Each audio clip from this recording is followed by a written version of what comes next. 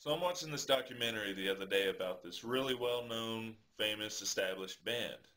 I was blown away by how big everything they do is. But I just couldn't help but think that it wasn't always that way for them. They weren't always that successful. They weren't always that well known. And that's the documentary I want to see. So that kind of spawned an idea of following my own band around with cameras and basically shooting a series of mini documentaries on YouTube to detail the progress of a beginning band.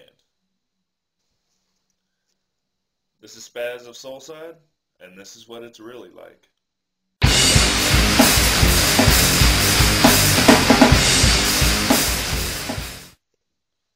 So basically what I'll be doing is keeping a camera on me at all times for our gigs and detailing our progress as a band, and not only that, a lot of the bands we work with and what it's like in our own music scene here in Granbury, Texas, that we're all trying to create something out of. Okay, in this first installment of Solcide Stories, I'm going to be detailing Solcide's last gig, our trip to Dougie G, getting ready to head out to, where are we going? We are going to Dream World in Arlington. You need to back up with that thing, dude. No, I haven't been drinking this evening. Yes. We went to Dream World Music Studios in Arlington. We were invited to play with a real good friend of ours, a band called Meander.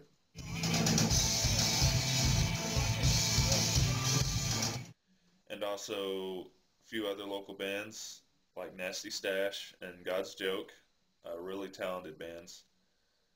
And it was rough. It was a great place. The sound system was awesome. They had a huge stage. They had great lights. And it was a pretty big place, which made it look even more empty with the number of people we actually got to show up.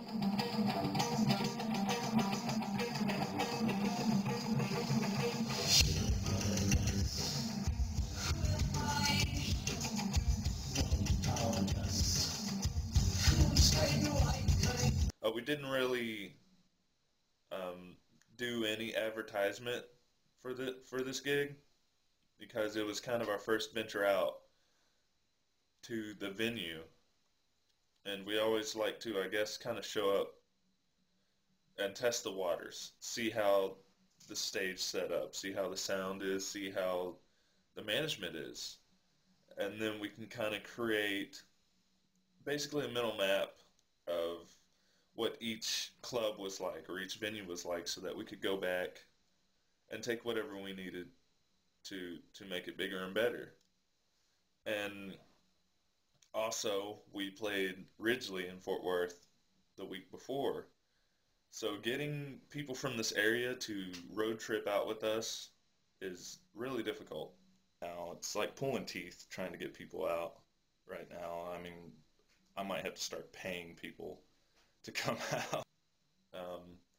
Especially with the times we're in now, it's hard for people to spare the $10, every Saturday to get into a place to see us. So, it's kind of rough, but we'll do it. Yeah. The show? Yeah. We sounded pretty damn good for our first time playing here, and love the Dream World. Everybody, if you get a chance, you need to come see everybody here, not just Solcide. What's it like venturing out to a new place and not really drawing a bunch of kids? What's that like? It's rough, but you know what? You got to start somewhere.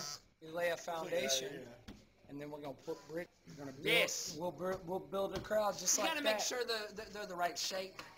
They got the edges just right. The Gotta bricks, get the bricks just right. and they can't be thin. You know what I'm saying? Oh, We I need like some thin. fat, solid fucking. But mine No, I like bricks. them thin. Me and Jay Ray, We make our bricks to where you can't even hammer a razor between No, no, them. no, no, no, no. It's not gonna fucking happen. It's gonna fit tight, Watertight. tightly.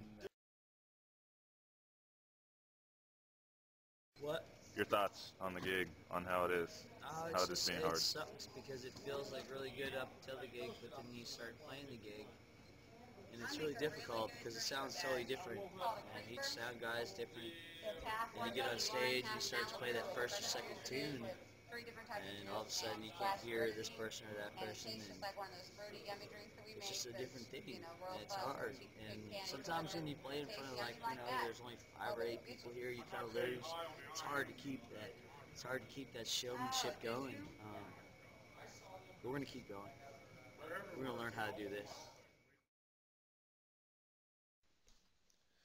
So as we've been in our gigging stage, our journey through these small clubs, we've befriended really talented bands, and we're trying to build a scene together and try and do things that haven't been done in a small local town. One of the things that I'd like to do is get together with bands and actually kind of do work together. And recently I got together with Aaron Rodriguez of the Firefly Nostalgia. We put down a little beat. I threw in some aggressive slap bass.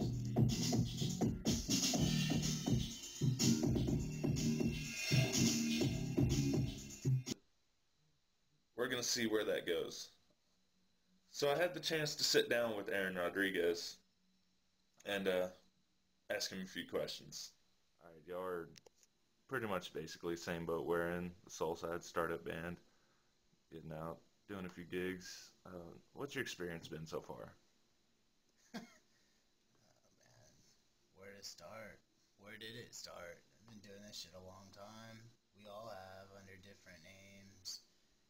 Some projects, we recorded a whole album, never left the studio session. Some of them we played live a lot, never really recorded anything.